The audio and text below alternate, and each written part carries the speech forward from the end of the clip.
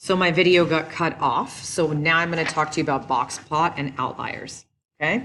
So I've already created all of this, but what I want you to know, and this is what that video, when you click on here from Google Classroom, will tell you, is what's really important is looking at the median, listing the numbers from small to big, the minimum, the maximum, figuring out the centers based on the medians.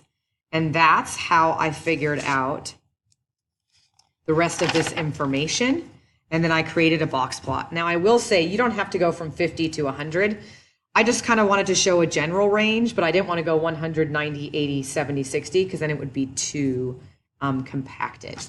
So make sure you fill out that information. That's what I'm looking for.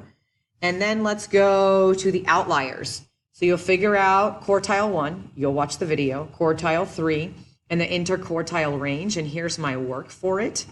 Sorry about that. And then what you'll do is you'll use your interquartile range to figure out that number that you'll add to the quartile 3 and subtract from quartile 1.